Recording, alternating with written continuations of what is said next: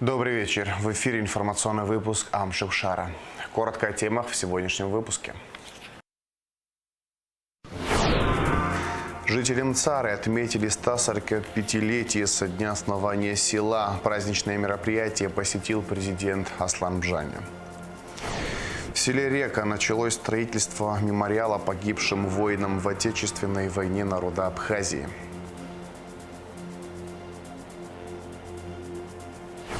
В средней школе номер 7 города Сухум после капитального ремонта торжественно открыли спортивный зал.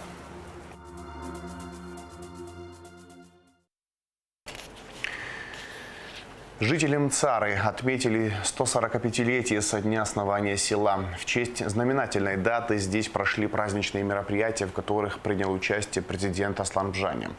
Глава государства, члены правительства, депутаты, руководство Гудаутского района и общественность возложили цветы к мемориалу выходцев из Мцары, погибших в годы Великой Отечественной войны и Отечественной войны народа Абхазии. Затем президент посетил отреставрированную после капитального ремонта Мцарскую школу. Аслан Бжани поздравил жителей с днем основания первого армянского села.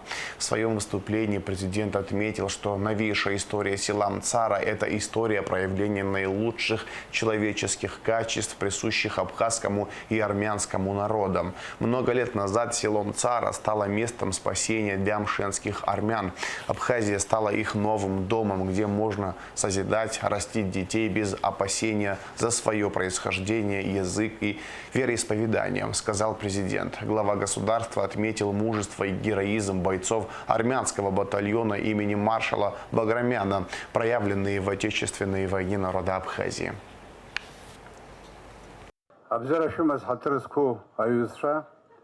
Уважаемые жители села Мцара, дорогие друзья, от всей души поздравляю вас со знаменательной датой, 145-летием со дня основания первого в Абхазии армянского села. Новейшая история села Мцара – это история проявления наилучших человеческих качеств, присущих нашим народам.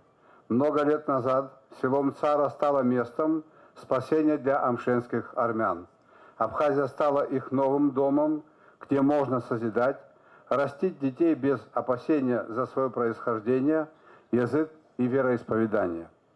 Благодаря трудолюбию новых поселенцев и их мирному соседству с абхазами Мцара активно развивалась. Армянская община Абхазии вносит существенный вклад в развитие нашей общей Родины. Мужество и героизм бойцов армянского батальона имени маршала Баграмяна, проявленные в Отечественной войне народа Абхазии, служат ярким примером служения Абхазии. Сегодня мы вместе строим независимую, свободную республику Абхазия, и наша государственность стоит на надежном фундаменте взаимного уважения и взаимопомощи. Именно в этом заключен смысл сегодняшнего торжества. Пусть живет и развивается Мцара. Счастья, благополучия и долгих лет жизни всем ее жителям, всем достойным сынам и дочерям Апсны. С праздником, дорогие мцарцы! В 2021-2023 годах из 45 пунктов программы формирования общего социально-экономического пространства между Россией и Абхазией полностью реализовано 26. Второй этап программы гармонизации законодательств двух стран на 2024-2025 годы был утвержден в феврале этого года. В документ вошли неисполненные пункты, а также мероприятия по подписанию и ратификации межправсоглашения об осуществлении российскими юрлицами инвестпроектов на территории Республики Абхазия. В интервью абхазскому телевидению вице-премьер-министр экономики Кристина Озган рассказала о том, как шла работа над программой гармонизации. Кристина Озган также пояснила, почему возникла необходимость доработки некоторых пунктов программы и подписания нового соглашения об осуществлении российскими юрлицами инвестпроектов на территории Абхазии. Что касается непосредственно программы гармонизации, значит, которая сегодня реализуется, да, у нас с Российской Федерацией два базовых документа подписаны. Это договор от 2008 года и договор о союзничестве и стратегическом партнерстве от 2014 года, где в частности определены основные цели и направления, в том числе значит, формирование общего социального и экономического пространства, значит, обороны и безопасности и так далее. А общее социально-экономическое пространство, когда формируется между странами, оно может формироваться по разным направлениям, в том числе через унификацию, гармонизацию законодательств в таких сферах: экономика, социально-гуманитарная сфера, то, что вот все равно там беспокоятся люди, не все понимают, там, каким образом мы гарантированы. Вопросы земли беспокоят, вопросы залога беспокоят, вопросы ущерба беспокоят. Это, безусловно, важно, потому что понятно, что когда речь идет о масштабах инвестиций такого уровня, более 2 миллиардов, понятно, что здесь, безусловно, инвестору нужны гарантии.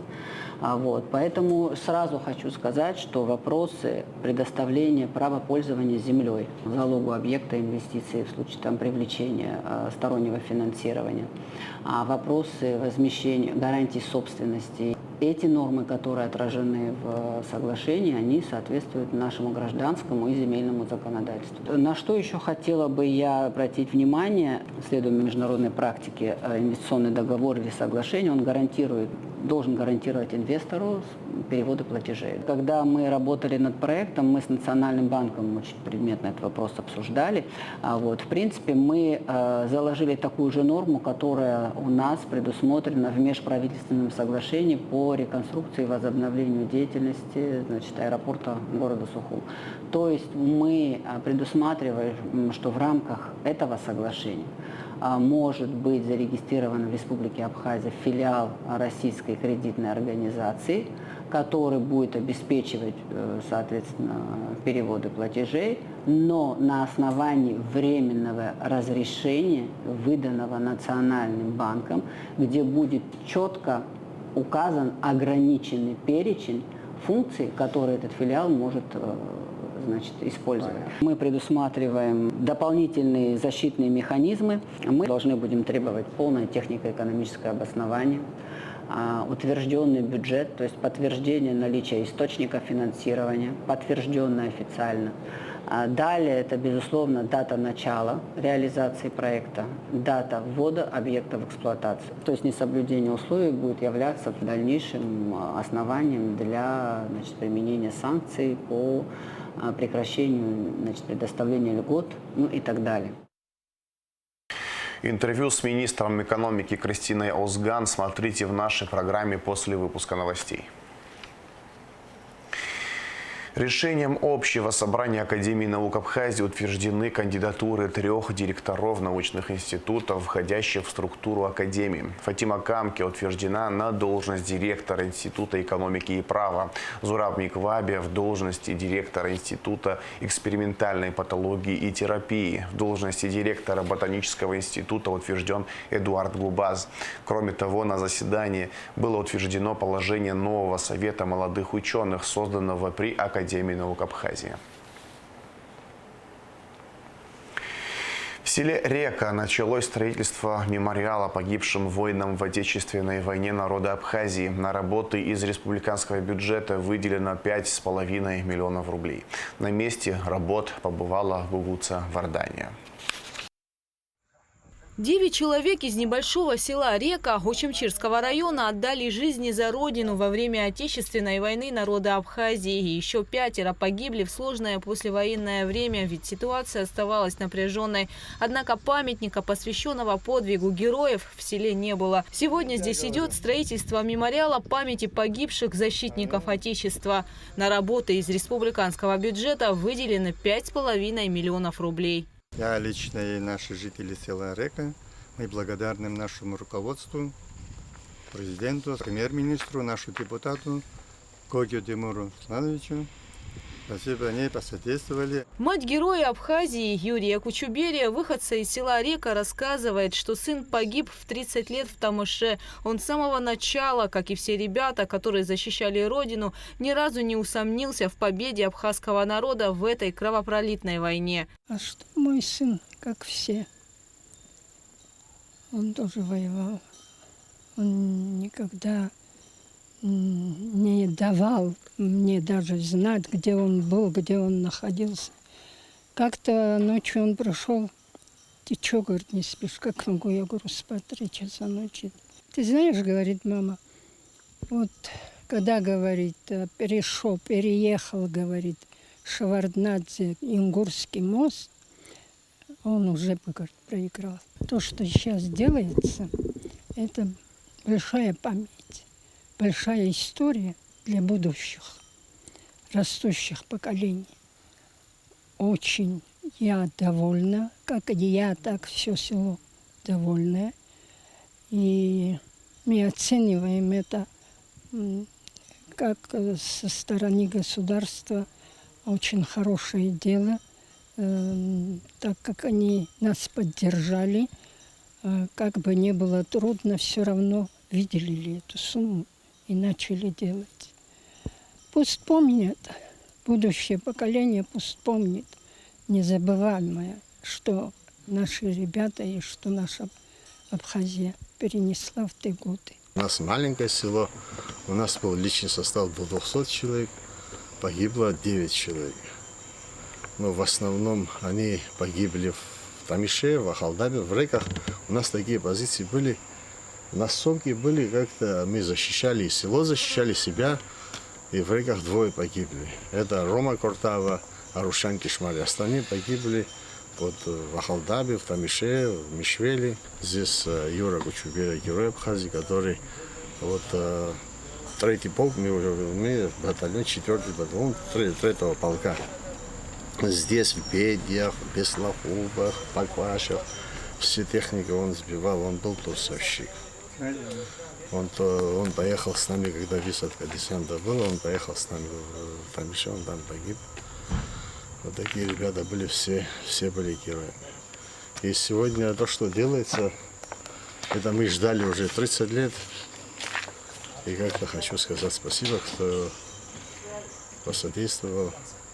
Мемориал погибшим воинам будет располагаться рядом с памятником героям Великой Отечественной войны в селе Река. Заказчиком работ выступает Управление капитального строительства, исполнителем госкомпания «Апснер-Галара». Они залили эти все подпорные стены, все выровняли. Там стандарт тоже, я вам скажу, 20 на 25 метров вот эта площадка. Сам памятник надо установить высотой 5,5 метров, облицовать ограду, лестницу, это все брусчаткой покрыть площадь. Старый памятник там стоит, погибшим в 41-м, 45-м, то его тоже привести надо в порядок. Строительство мемориала защитникам Отечества в селе Река планируют завершить до конца года. Гугуца Вардания, Амра Заранди, Анатолий Маланя, Абхазское телевидение. Президент Абхазии Аслан Бжаня держит под личным контролем вопросы улучшения условий в сфере образования. Так, в средней школе номер 7 города Сухум после капитального ремонта торжественно открыли спортивный зал. Мероприятие посетили и выпускники, которые разделили это радостное событие с педагогами и учащимися. На открытии побывала и наш корреспондент Ульяна Рожкова. Спортзал средней школы номер 7 пребывал в запущенном состоянии около 18 лет. Школьники были вынуждены заниматься физкультурой на улице или в классах. Занятия спортом для детей – неотъемлемая часть становления молодого здорового организма. Спорт – это здоровье, воля и мужество. Обновленный, обустроенный и чистый спортзал учащиеся школы открыли радостно и с размахом. Помимо спортивной площадки в зале присутствует сцена для проведения торжественных мероприятий. Могу немножко похвалиться. По-моему, это самый красивый спортзал в Абхазии. Он немножко маленький, но красиво сделано, все четко, очень качественно сделана работа.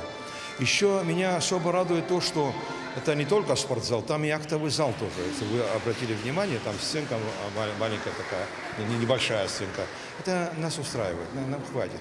Новый год, еще какой-то праздник, последний звонок, мы-то можем там мероприятия проводить. Специально наши ребята сделали, значит, лестницу передвижную. Вот. Когда, в основном это спортом там будем заниматься, уроки физкультуры будем проводить. Лестница убирается, а все остальное время будем заниматься спортом. Я желаю нашим детям здоровья, чтобы мы, наши учителя, смогли там подготовить хороших, значит, специалистов, спортсменов здоровых, известных спортсменов. чтобы мы гордились ими. Президент Абхазии Аслан Бжания держит под личным контролем вопросы улучшения условий в сфере образования. Средства на ремонт зала были выделены из республиканского бюджета. Финансирование осуществлялось своевременно. Работы велись в течение года. И результат налицо. Качественно выполненный объект введен в эксплуатацию. Восстановленный спортивный зал станет важной частью школьной инфраструктуры, обеспечивая учащимся возможность заниматься спортом в комфортных условиях и проводить мероприятия различного масштаба. У нас в округе 3 школы. Это 7-я школа, 8-я, 12-я школа. Они нуждались в капитальном ремонте спортзала. Каждой из этих школ, начали мы с 7-й школы. В первую очередь хочу поблагодарить своего коллегу, депутата парламента Леонида Ивановича Лакирбая, потому что он меня поддержал в этом вопросе. На открытие обновленного спортзала пришли выпускники школы. Они рады за молодое поколение, которое будет покорять своими успехами спортивные вершины. Ульяна Рожкова, Алексей Гухава, Абхазское телевидение. Наркотическое средство в особо крупном размере изъято у жителя города Очамчира. Далее оперативная съемка МВД. Незаконно приобретенное и хранимое наркотическое средство в особо крупном размере изъято у жителя города Очамчира Гогохи Эдуарда Гариковича, 1987 года рождения. Как установлено экспертами, в фасовочном пакете, который обнаружили сотрудники милиции при личном досмотре задержанного, содержался сильнодействующий наркотик мефедрон весом более 16 граммов. Следственным подразделением Гудаутского РОВД в отношении Эдуарда Гогохи по признакам состава преступления, предусмотренного частью 3 статьей 223 Уголовного кодекса Республики Абхазия, возбуждено уголовное дело. Оперативно-розыскные мероприятия по задержанию подозреваемого и изъятию наркотического средства провели сотрудники уголовного розыска контрольного пункта милиции Мюссера МВД Абхазии.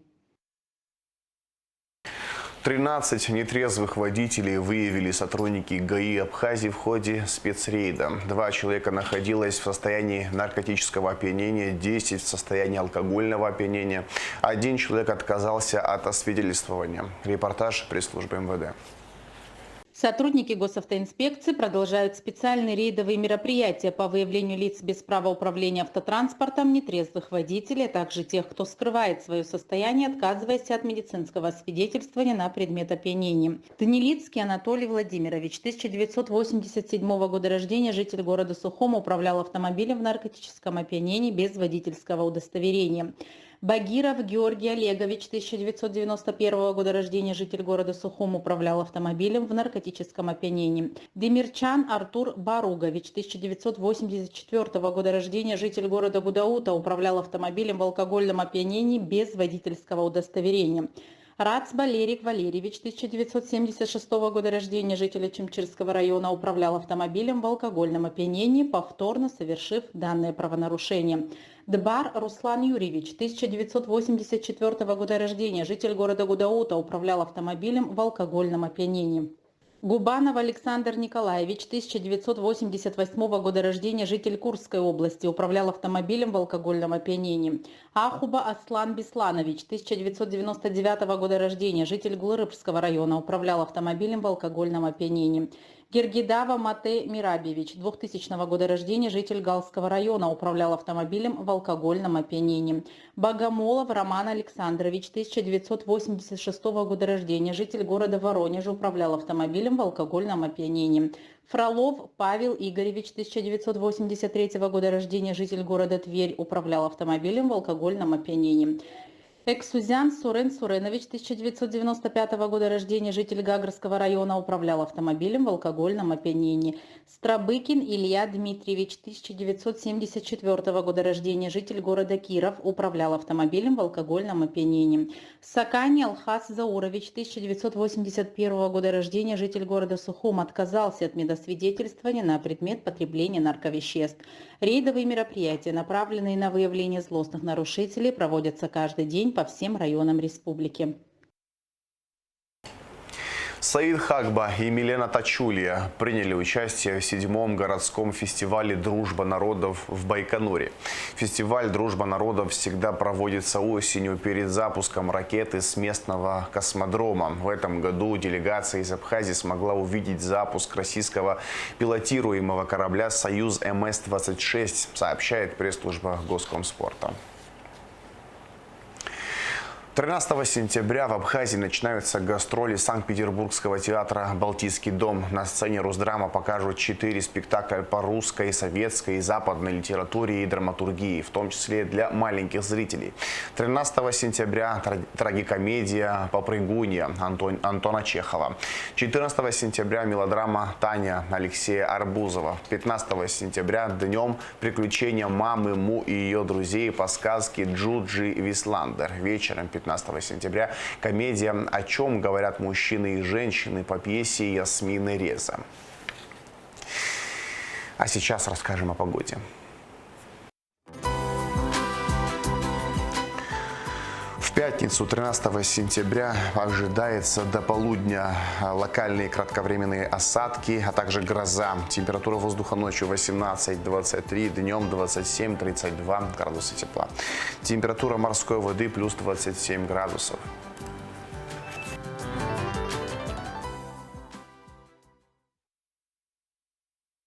На этом информационный выпуск Амшукшара подошел к концу. Всего хорошего. До свидания.